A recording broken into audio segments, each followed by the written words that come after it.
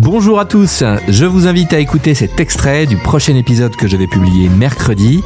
D'ici là, rendez-vous sur techsource.io pour retrouver toutes les ressources partagées par mes invités.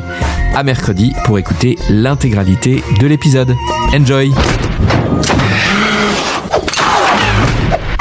Qu'est-ce que tu conseillerais à un auditeur là qui... Alors, il a déjà beaucoup de choses, beaucoup de sources, mais qui voudrait... qui se pose plein de questions sur la tech, qui sait pas par où commencer, tu lui conseillerais quoi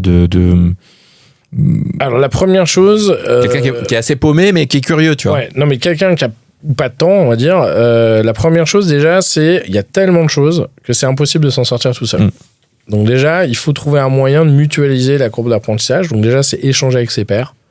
Venez à nos conférences, mais sinon déjeunez avec vos pairs, allez, sortez. Il y a un moment, on a tous la tête dans le guidon. Ouais. Si tu te forces pas déjà, parlez déjà avec les pairs de ton industrie. Qu'est-ce qui se passe dans les autres boîtes? Qu'est-ce que les autres font? Et tiens, t'as bossé avec qui? T'as utilisé quel truc? Ça a marché, ça a pas marché? Déjà, en croisant un peu, au bout d'un moment, ça t'aide quand même déjà à faire le tri en utilisant finalement tout le temps que les autres ont investi chacun de leur côté. Après, aussi aller croiser des gens hors de votre industrie.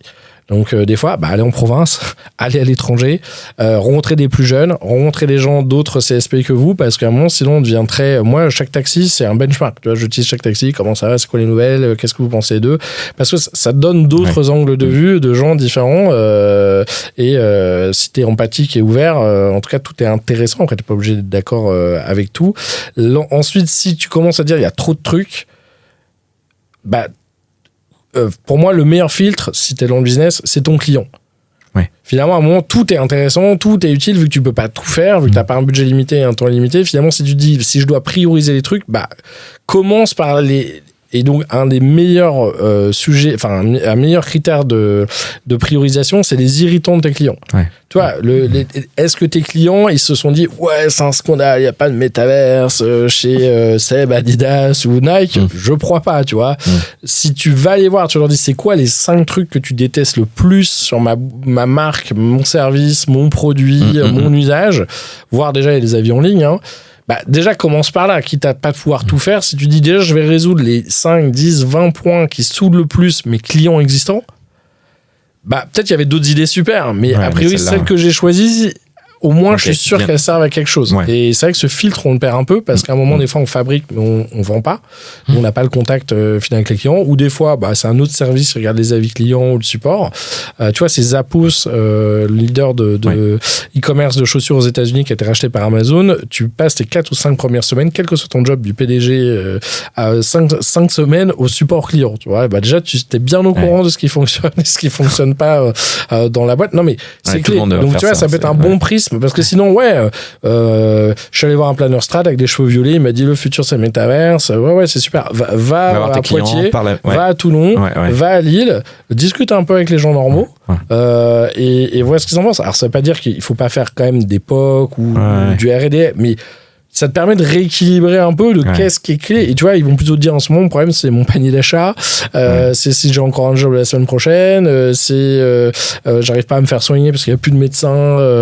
En fait, tu vois, ça te permet de relativiser les choses et de refiltrer les choses. Faut pas être trop hors sol, quoi. C'est ça. Et après, effectivement, de voyager aussi parce que des fois, tu vois que oui, la Chine, ils sont super en avance sur certains sujets ou que c'est là que tu risques de faire de la croissance pour certains grands groupes parce que le marché, il est beaucoup plus gros, beaucoup plus dynamique. Et donc, faire une strat aujourd'hui, si t'as une marque de luxe, tu fais pas la Chine, ça n'a aucun sens.